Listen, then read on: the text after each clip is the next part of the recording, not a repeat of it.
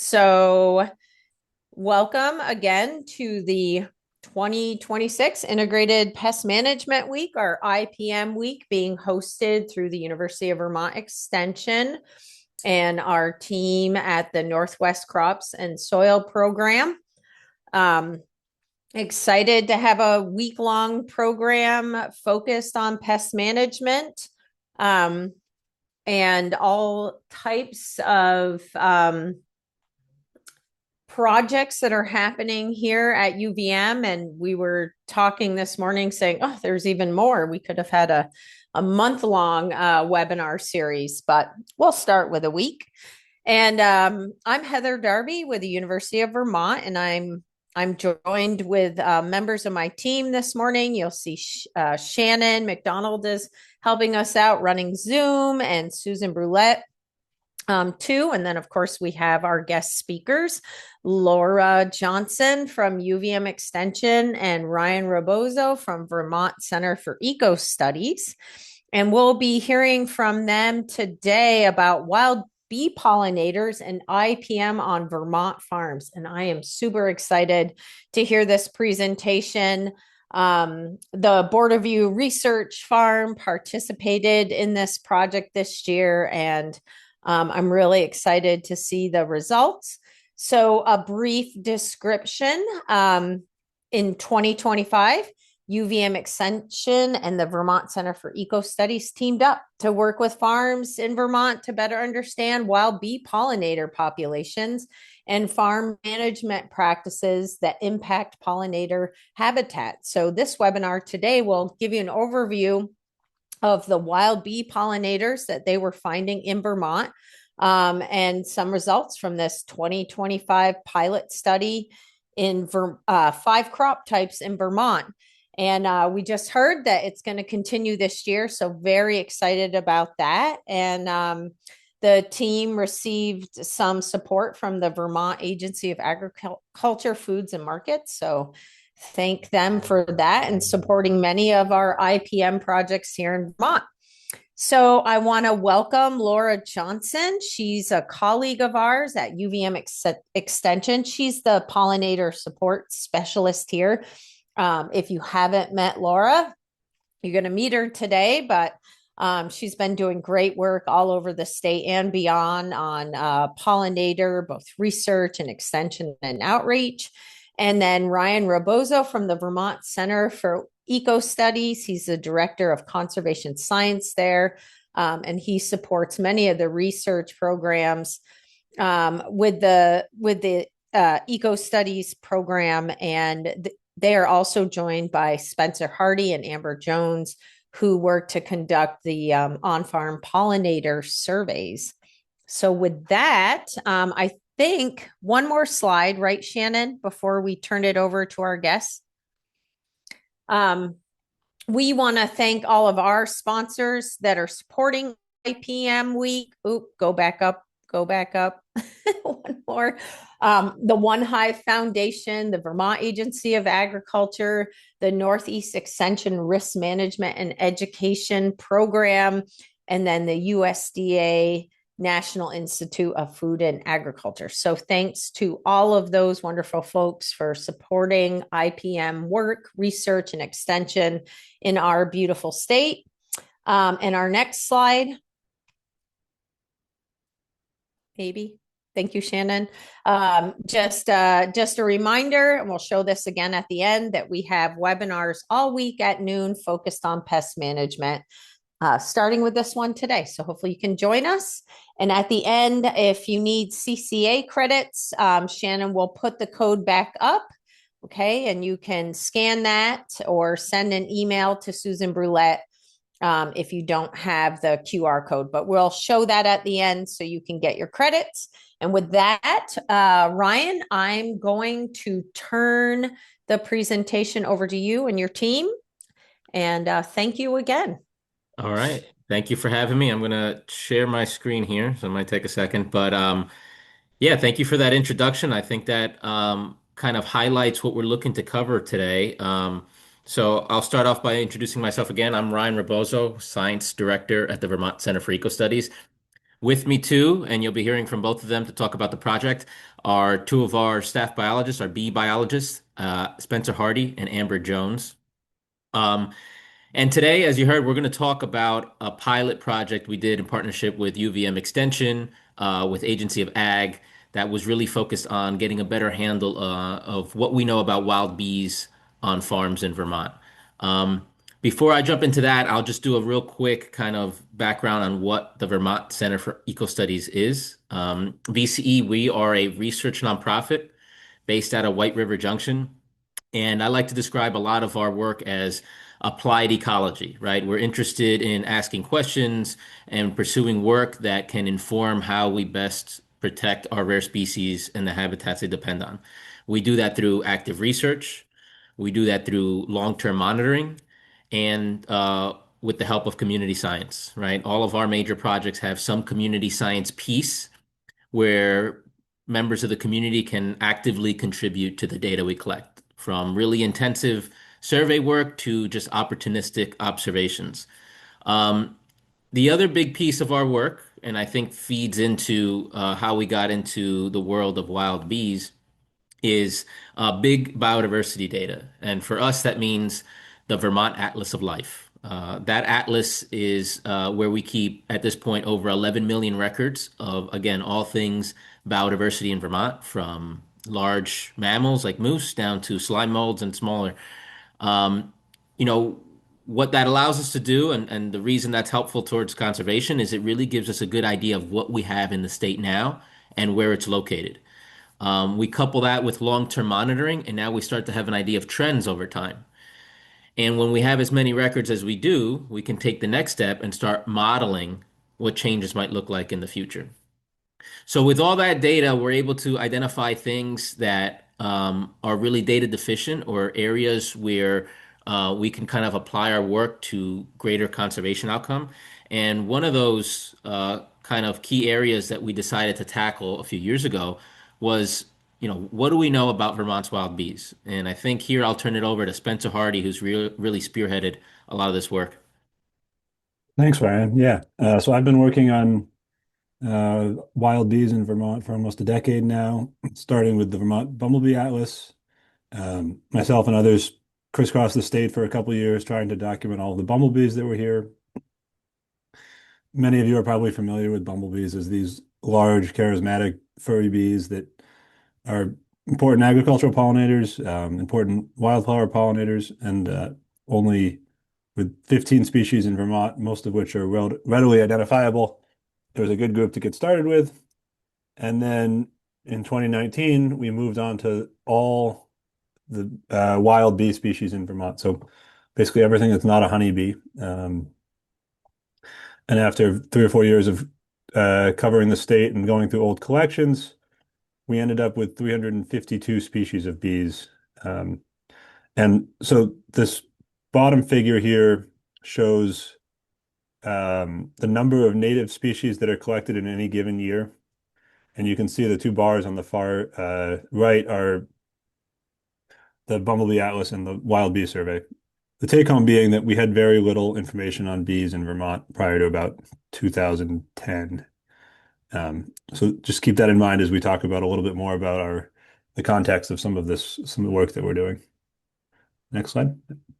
So 2022, we released the State of Wild Bees. This is a online interactive report documenting everything we know about the bees in the state, what's here, where they are, what the threats are that we have identified, and where we can start making conservation actions.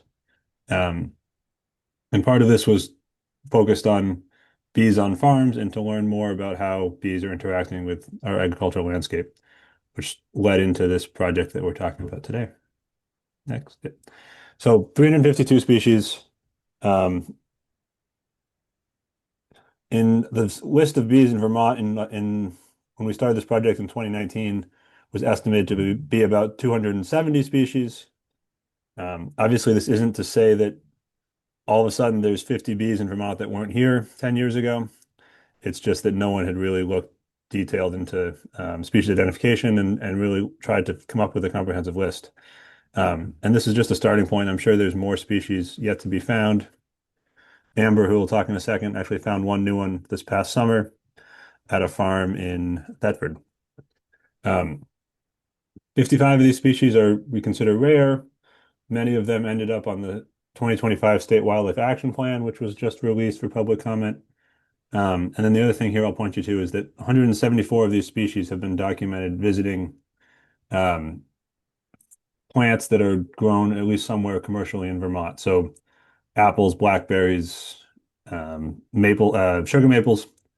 Um, we included a broad range of plant taxa that are grown commercially, but it goes to show that both there's a lot of wild bees that are visiting farms and potentially pollinating, providing economic value, but also that farms are providing a lot of habitat for roughly half of the species, at least half of the species that we know are here.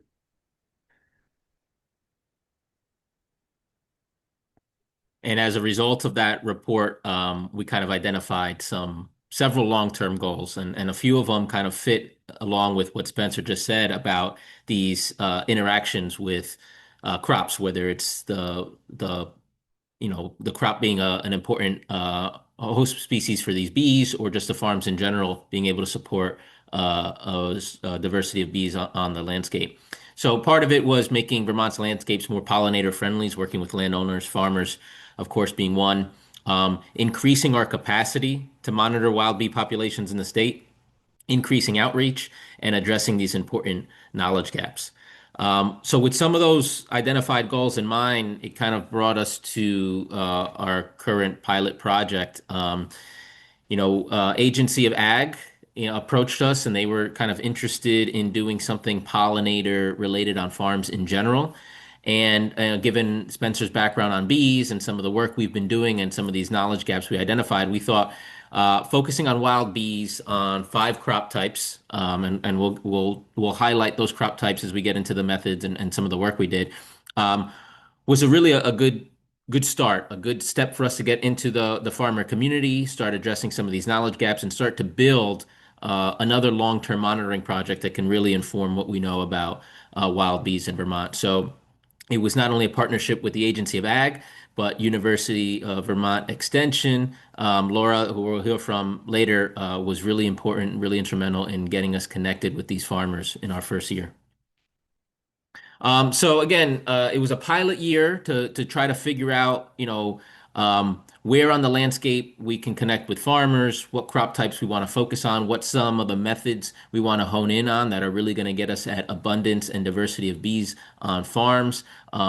Doing a combination of really active surveying and some more passive strategies that we'll show soon. So first and foremost, it was to monitor the abundance and diversity of native bees on 5 crop types: apple, blueberry, pasture, soy, and mixed vegetable farms. Using this to not only just kind of come up with a list of species, but to hopefully inform guidance documents based on how to best manage for wild bees on commercial farms without interfering with the agricultural activity. And then, of course, the third one is just kind of building connections with the farming community, something that we didn't have in the past, and building the foundation for a long-term monitoring program that can hopefully be scalable when appropriate. So with that, and as we get into some of the methods of our sampling, I'm going to pass it over to our other biologist on the meeting here, Amber Jones. Hi, everybody. Thanks, Ryan. So for methods, we use 2 different types of methods. One is passive trap nests. And so we set up 5 nests on each farm. You can see them on the left there. It's just a block of wood with a bunch of cavities drilled into it. And then there's a can full of some bamboo and some straws, paper straws or cardboard straws. We set those up, left them out all year round so that anything that happened by that was a cavity nester throughout the season had an opportunity to nest in it. The other method we employed were pollard walks, which is a set transect of 100 meters that we would walk with a net that you can see on the right-hand side, one of the biologists looking for bees. And so we'd walk 100-meter transects for at least 10 minutes. We had about 3 meters on each side, so roughly as far as you could reach your net out to each side. And we did those on every farm as well. Next slide. And what we did was mostly take photographs. We did collect a few samples, but we put a lot of our opportunistic observations, which were observations of insects that we didn't see during the transects, but just other times on the farm. We put those on an iNaturalist project. And for anybody who's not familiar with iNaturalist, it's kind of a, I don't want to say social media, but it's kind of like a very user-friendly citizen science kind of website that anybody can use, but also scientists use it. And what we do is we made a project, we put our opportunistic observations up on that website. Anybody can go on and see what we're finding on these farms. And it kind of just gives us documentation of some of these observations and also helps us confirm some of the photo IDs that we had. Next slide. And so here are some of the photos from the iNaturalist project. We have a bumblebee, really cool golden digger wasp, some litigated furrow bees, and striped sweat bees, the little green one there on the right. And then here's just a couple photos from our trap nests. And so the first picture is Juno, the biologist who did a lot of the surveying, holding some of the cocoons that they pulled out of one of the straw or bamboo pieces to kind of see what was in there. We can also see in the middle photo, there's a cuckoo wasp. Cuckoo wasps are parasites of certain species of bees or wasps. And then on the end is a potter wasp, and potter wasps are cavity nesters as well. And so those two there are probably making a nest in one of those bamboo pieces. And so some highlights and results from our first season. As Ryan said, we had 13 farms across the state, mostly in the Upper Valley and then Champlain Valley. Upper Valley was all apple, blueberry, and pasture, and then our mixed vegetable and soy farms were in the Champlain Valley. And so we did about 17 hours and 23 minutes of pollard walk surveys, and that was those transects I mentioned earlier, the 100-meter transects. We also did additional opportunistic surveys, which was where our observations on iNaturalist ended up. We saw 585 individual bees and wasps and 69 species of bees and wasps out of those. And we were able to come down to about 45 species of bees. We had 2 specialist bees. Specialist bees are bees that can only use pollen from certain specific families or species of plants. And then we also had a couple special ones. We had one that's actually 2 that were ranked S3, which is in the state considered a vulnerable ranking. We had one ranked as an S3, S2, and so that's kind of on a vulnerable, teetering on imperiled species. And then one that was ranked S2, which would be imperiled. And all of these species were found on mixed vegetable farms. And so just to do a quick walkthrough of some of the species richness that we found on the different crop types. This one here you can see is from apple.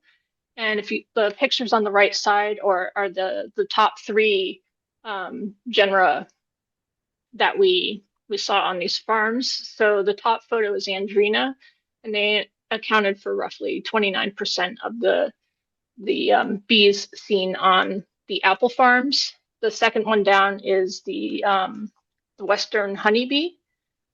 And then the third one down is a halictid species. This one's an agapostemon. So the thing with Andrena is that they are early season flyers, and they're good for blooming crops like apples and blueberries. Many of them are specialists. So it would kind of make sense that we would have a lot of those on the apple farms. And then again with blueberry, you can see that Andrina makes up almost, well, almost 45% of our species here. And so again, like I said, they're early flyers. They're good for blueberries, and so it makes sense that they would be there. Second highest again is the Western honeybee, and then the next one was the bumblebees. So honeybees and bumblebees are generalist species. Bumblebees typically also pretty good for blueberries. So it kind of makes sense that those three would be our top species there. On our mixed vegetable farms, the two top species, again, Western honeybee and the bumblebees.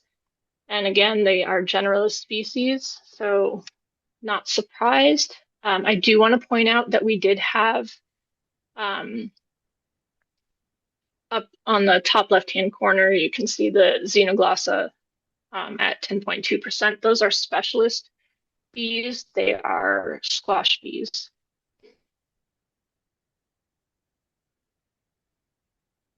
And then for pasture, again, the two main bees there are going to be your Western honeybee and your bumblebee. And then we also have, there's a picture of the Halictus legatus down there on the bottom, all generalist species. And finally, soy farms. Soy farms, we had mostly bumblebees. And then we had, I have a picture of Halictus legatus there again, another generalist. But we also had about 31% Lasioglossum, which is another small dark bee generalist species. And so what we hope to do with a little bit more surveying time, a little bit more, if we can recruit some more farms, is over time we'd like to look at land use percentage around each farm and see if we can relate the land use cover to the bee richness and bee diversity that we find on those farms.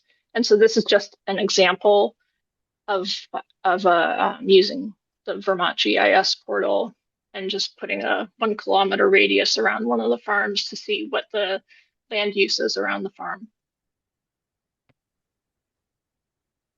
And so for our nesting boxes or our trap nests, some of the highlights here were out of all the blocks, we had 3 different size holes. We had large holes, medium holes, and then what we considered small holes. The small holes were the most popular. And with the cans, we found that 19% of the straws were used over the bamboo. So bamboo wasn't as popular, not quite sure why, but as you can see in this photo with the bamboo, a lot of different sizes in the pith and the bamboo itself, so that could have played a part. That photo is just a wasp looking out from one of the straw cavities. With our trap nests, the crop with the highest occupancy were blueberries, and the crops with the crop type with the lowest occupancy was apples.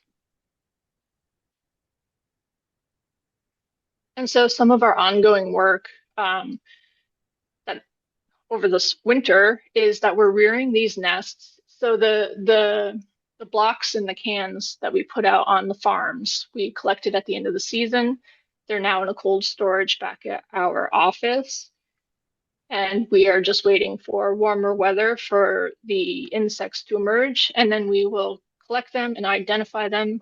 And once they have all come out, we will go in and hopefully collect any remnant pollen that might be left over in there so that we can hold on to it for later pollen identification if we choose to do that.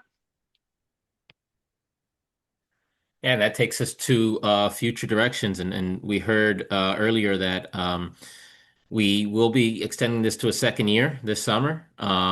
with the goal and hopes that this becomes more of a long-term project, and then we're kind of trying to grow it in that direction.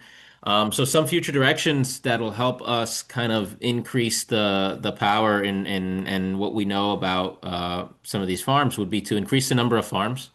Um, we certainly want to increase our active survey effort too, and likely focus that during crop bloom. Our active surveys covered the growing season last year, and that's important because different bees have different flight times. But when we're trying to relate this to the value of wild bees as potential floral visitors, potential pollinators, we're thinking of increasing survey effort during that crop bloom.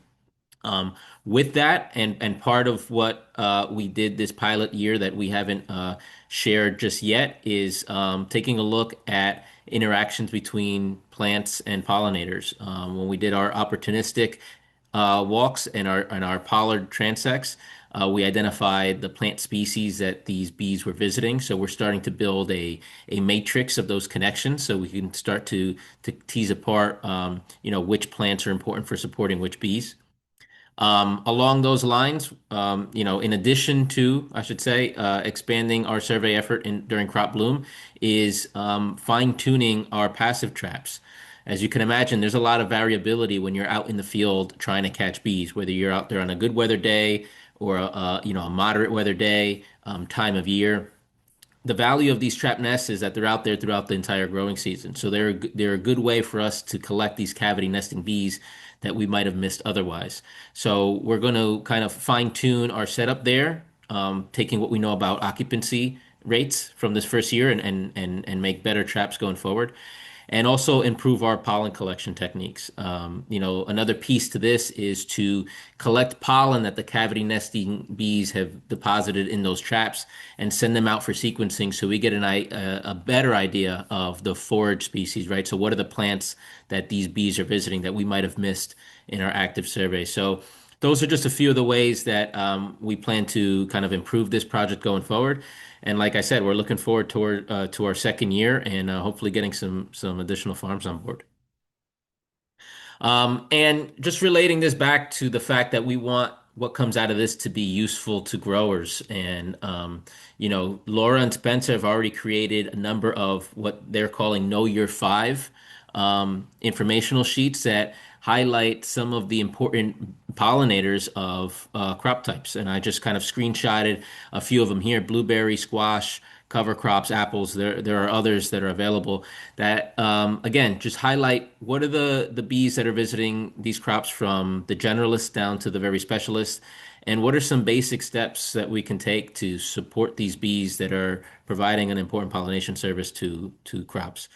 So we're hoping to continue some of these and maybe even revamp them and enhance them with some of the information we learned from the study. So that's the VCE end of things. I'm gonna stop sharing and then turn it over to Laura. All right, get my screen up.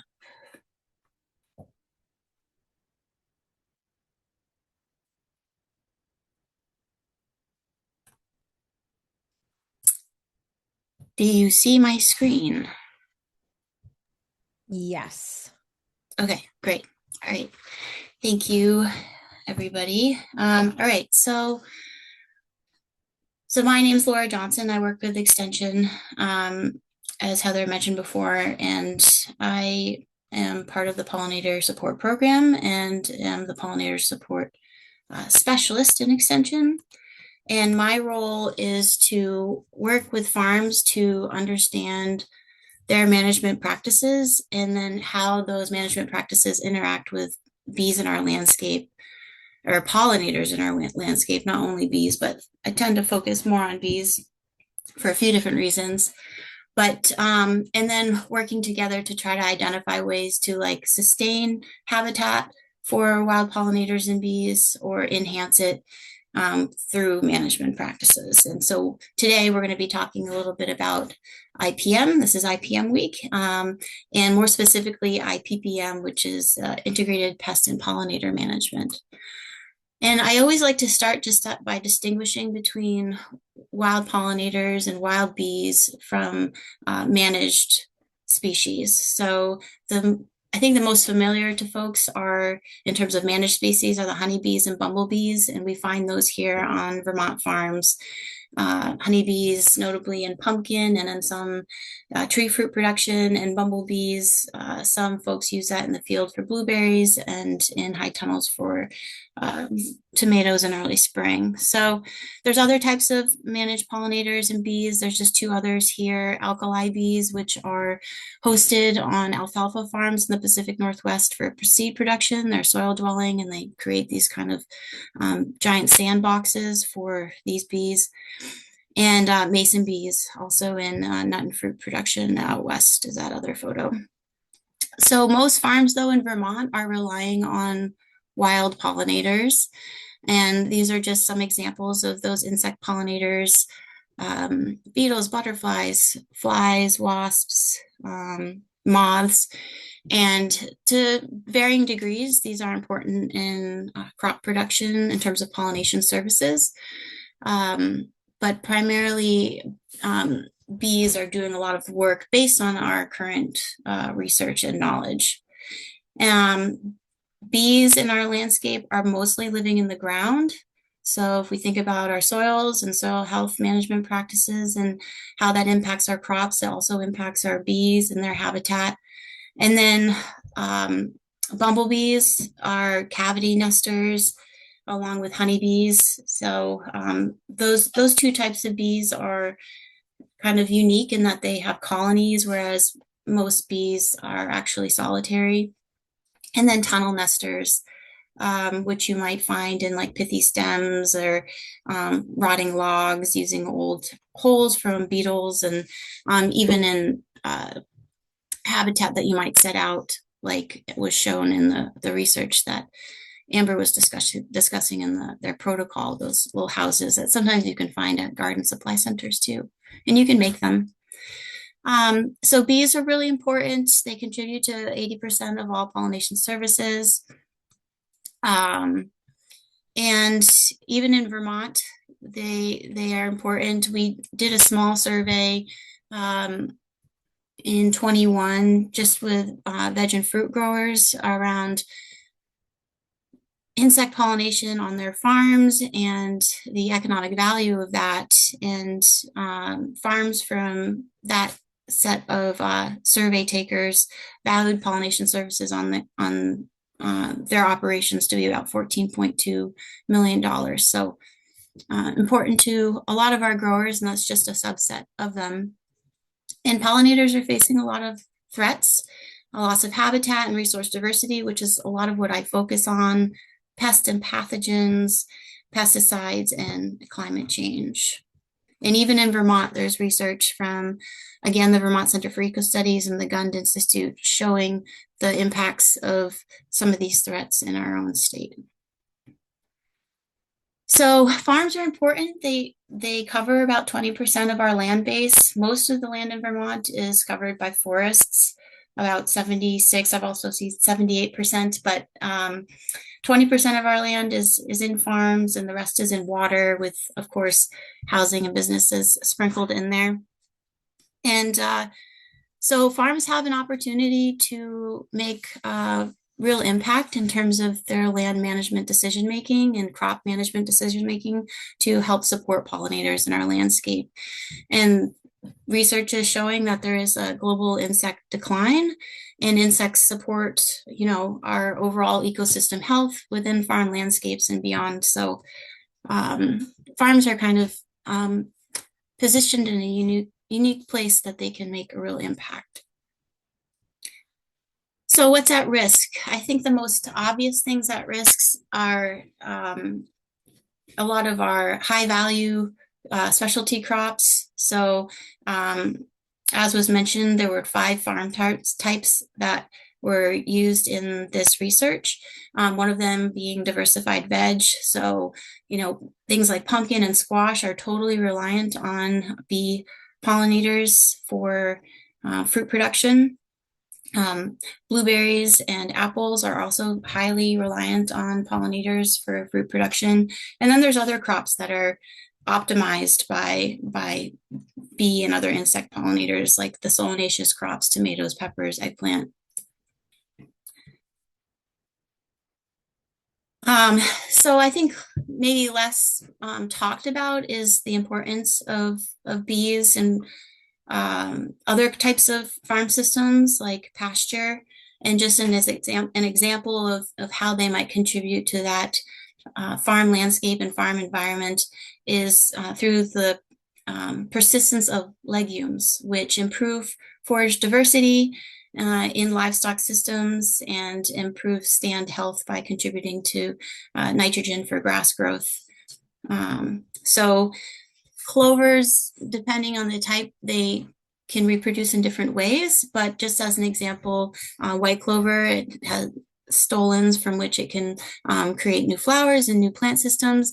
But they also reproduce through seed. So, and bees are required for pollinating those florets on a flower head of clover. I think there's like over 100 that you might find on a single flower head. And so that's really important just for sustaining that seed bank in a pasture system for livestock. And then soy, I think another one that's maybe less talked about, but there is growing research looking at the importance of bees and other pollinating insects in soy in terms of potential yield enhancement and higher seed set. And also in these crops that aren't necessarily dependent on insect pollinators, because soy is not entirely dependent on insect pollination like corn. They do serve as a source of food and nutrition to our pollinators. So you do see them out there, and some studies out in the Midwest found 60 insect pollinator species in soy production systems. So it'll be interesting as we learn more through this research what that number looks like here in the state of Vermont. So as I get into IPPM, let me just check my time. Integrated pest management, integrated pest and pollinator management is quite similar to integrated pest management, but it just adds this other layer of how can we support our pollinating insect species while also protecting our farm crops by managing our pests. So it kind of like holds those two decisions or management actions and addresses them both. And I'm using this pyramid here, this IPPM pyramid, as a guide for the next few slides, and thinking about examples of each of the farm types where the research was conducted. So the crop types, an example pest that these farms might be dealing with, and a potential management action for dealing with that pest. And then the important pollinators that we've been finding and that VC has revealed through the research that was done in 2025. So just kind of like really broad, high level examples, but examples nonetheless of how management can incorporate this pollinator angle on farms. And the pyramid tends to run from a proactive standpoint of encouraging biodiversity and habitat modification, we'll say, and then builds to a more reactive approach with something like pesticide spraying. So I'm going to start with a soy landscape, and we just had one research farm this past year. We're expanding that in the coming year, as Ryan mentioned. And so that's the Board Review Research Farm. And in talking with other soy growers, and my understanding is that soybean aphid can be an issue in some years. So that's the crop pest that we're looking at. And then one of the bees found, types of bees, which includes many different species, are these sweat bees or the lasioglossum bees that were found in the research in 2025. There's quite abundant in the soy landscape. So in thinking about how to manage for soybean aphids, what some research has found that lady beetles, this is research again from the Midwest where soy production is done at a much larger scale. that research was finding that by enhancing habitat for lady beetles around commercial soy fields, there was better soybean aphid control in the crop. So that's one thing to consider. And then buckthorn is an alternative host of soybean aphid here in Vermont, or I'm assuming wherever buckthorn is growing and soy is growing. And that's one thing that I understand from farmers that they're already doing in terms of trying to remove invasive species to help maybe mitigate some of that pressure that I don't think is every year getting to a point of needing an active management action, but some years it can be more difficult than others. And so what can you do in terms of thinking about pollinators, on the other hand, when you're making these land management decisions in terms of enhancing habitat for beneficials like lady beetles and removing invasives is these Lasioglossum bee species types are soil nesters. So knowing your type of soil in your farm or within your farmscape can be helpful in just understanding where you might be seeing these bees in terms of emergence from their nests and where they're really relying on habitat for reproduction. So this is a picture of a soil map of Border View, and the soils are a little bit heavier, and these types of bees soil nesting bees tend to favor like lighter textured soils because they're easier, I think, to burrow into. But they can still, obviously, we found in the research, thrive in heavier soils landscape. And so just being mindful of that in soil management practices, and maybe not even with infield, but infield margins so that there is space for them to nest. And then they've also been known to nest in things like old rotting logs in areas where maybe the soils are not conducive to nesting. So just thinking about, these are like, maybe you have a down tree on the side of your field, you cut it up, and instead of kind of cleaning it up and removing it, you could leave it in place as long as it's out of your field operations, of course. So just ideas. So those are also good habitat for lady beetles as well. So the next farm scenario and crop I'm going to talk about is pasture. And thinking about in this IPPM triangle, the crop field management tier, which is thinking about making management decisions based on cultural, physical, and mechanical controls. So I'm going to focus on this cultural control within a pasture system.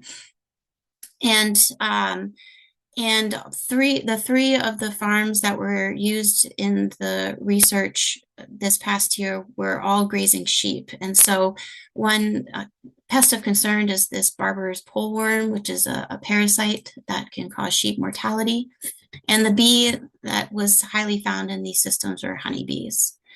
So to help deal with the Barber poleworm, you can create longer rest periods in your rotational grazing management to allow for worm die-off between grazing events by your livestock or your sheep. So 45 days is the minimum, 60 is safer, or if you have the acreage, you can extend, you can just, avoid it altogether, as the eggs are found in the feces that come out of the sheep, and just to avoid their like consuming them and elongating the problem. So these longer grazing periods also help to enhance pollinator habitat in the pastured landscape, because it allows for flowers to bloom in those rest periods. So you can help support those blossoms in the landscapes that supply the life-giving pollen and nectar that bees and other insects depend on. You can also let flowers grow in kind of unmanaged areas around pastures to help support those bees, swampy areas that aren't great for livestock to enter. And then if you are clipping, trying to keep that to just once a year. And if you can do it earlier in the year, you'll allow for fall blooms for bees like honeybees, which I know are not wild bees and they're non-native bees, but were an important bee species in the findings of our research. That that these are generalist species and they need food all year round in order to make it through the winter. Oops. Third farm type that was sampled on last season was diversified vegetable farms. And our next tier on the IPPM triangle pyramid is thinking about management of pests through sampling, monitoring, and pest thresholds. So thinking about striped cucumber beetle in squashes and squash bees, which are one of the 2 specialist bees that I think was found by the team this past season. Squash bees are totally reliant on pollen from the big belled flowers of winter squash, zucchini, and summer squashes. So one way you can enhance your scouting in squash systems is by planting trap crops. Blue Hubbard squashes are known to be very attractive to the striped cucumber beetle. So by planting a trap crop, you kind of minimize your scouting time, and if it does reach a point at which you need to spray for that pest, it limits the area in which you might have to spray as well. And then on fruit and vegetable farms, we've been doing a lot of work on planting sequences of cover crops. And while squash bees are totally dependent on pollen from squashes for reproduction, we do think they might be foraging on other types of flowers. So planting flowers in the landscape for when squashes aren't in bloom, or when they might want to nectar on some other species, is one way that you can think about supporting those types of bees, as well as many others that are important to squash pollination. And this is just an example of a sequence that we've been working on with farms. And then 4th tier on our period is biotic inputs. And when I think about this, I think about beneficial insects like lady beetles being released to deal with aphids. And but also in thinking about pollinators. Biotic inputs can be those managed pollinators being introduced to farms to supplement wild pollination services. So the crop type I'm focusing on here is blueberries. That was one of our research sites. The common eastern bumblebee, which is what is used for a managed bumblebee here in the Northeast, and wild bumblebees, which are quite important to blueberry pollination. One of the more abundant, but I think the most abundant that was found was an Andrena or a mining species, but I'm going to get to those later. So the challenge with these managed bees is, like bumblebees, is that research is finding, there was some research that came out of Cornell a few years ago or a couple of years ago that was finding that these boxes that bumblebees come in tend to be a bit of a trap for our native wild species of bumblebees. I think historically there are 17 species of bumblebees that were in Vermont. Now I think there's something like 13 that you can find. And so all of these there's a lot of diversity of bumblebees themselves within our landscapes. And they, in the spring, when they emerge, they look for a new nesting site for the season to build their colony. They find these boxes, enter through the entrance, and then they get trapped. And then they can't emerge to forage or reproduce or continue their life cycle. So they do require some care if you're using commercial bumblebees. And I just wanted to uplift that if this is something that a farm is choosing to use, whether it's blueberries or tomatoes, you can request a queen excluder, which just reduces the size of the hole of the entryway, which helps prevent wild bees from entering and dying within these boxes. There's also some concern between disease transmission from managed bumblebees and wild bees, and also genetic crossover with any potential mating that might be happening. But the big one is that they're kind of a trap for the queens in the springtime. And then when you're done, making sure you dispose of them properly and not just leave them out in the field. So in a way that we can help enhance the livelihoods of our native bumblebee species, which include the eastern bumblebee, which is the type that is used in these managed bee boxes. We can just ensure season-long blooms, herbaceous perennials, weeds, which are pictured here, and safe nesting spaces. And for bumblebees, really, I think the rule of thumb is anywhere a rodent might nest is probably where you're going to find bumblebees also nesting. So rock walls, brush piles, under thatched grass, that sort of thing. And then finally, the last tier on our IPPM triangle is thinking about pesticides as a management tool for pests on farms.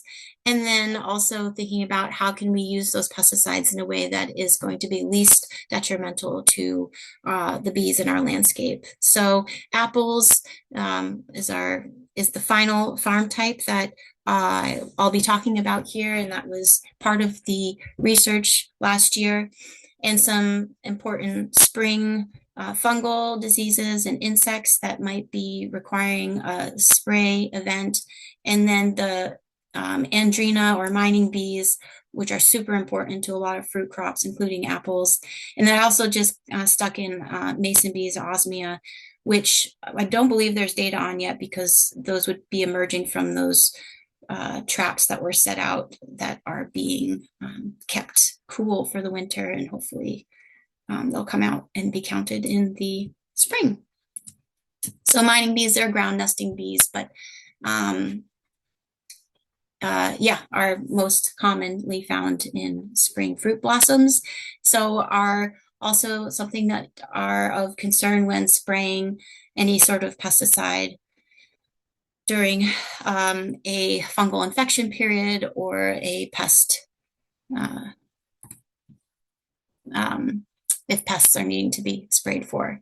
So I just wanted to highlight, so if choosing to use a spray, it's important to do so outside of bloom. It's also within Vermont state laws that you should avoid spraying during bloom.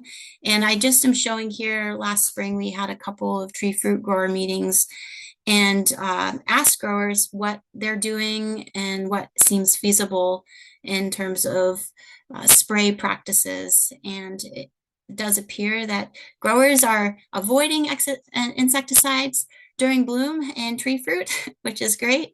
And also probably the most acutely detrimental to bees. Fungicides are another story, but and then this is just a picture of an example of somebody spraying outside of bloom in the spring before blossoms pop. So I think, yeah, that's where I'll wrap it up here. Just, you know, there's a lot of different types of wild bees in our landscapes. I've just mentioned 5 types that were highlighted in the research and on the farms that we visited. And all of these bees and other pollinators, they need flowers and safe places to nest. Integrated pest and pollinator management is a way to think about these bees in the landscape and also manage for pests effectively. And farms are and can adapt to these practices. And I will stop there. Thank you very much. Great. Thank you, everyone. That was a wonderful presentation. Laura, Ryan, Amber, Spencer. We have 5 minutes left for questions, so perfect timing. So if you have any questions, if you can type them in the chat, and I will ask our speakers. There were a few questions already in here that some of you may have noticed. But Myra asked that that she may have missed it, but has the use of hives for pollination of orchards affected your studies on the wild bee population? I wouldn't say it affected our study. We made note when there were hives present. I know we had some apple orchards that had hives. I don't know if and Amber might be able to answer this, if we've looked at it specifically, if the number of honeybees we found were higher on the sites with hives. I mean, I think I would expect that, but I don't think we've gotten into that just yet. But we have made note of that, so we have that available.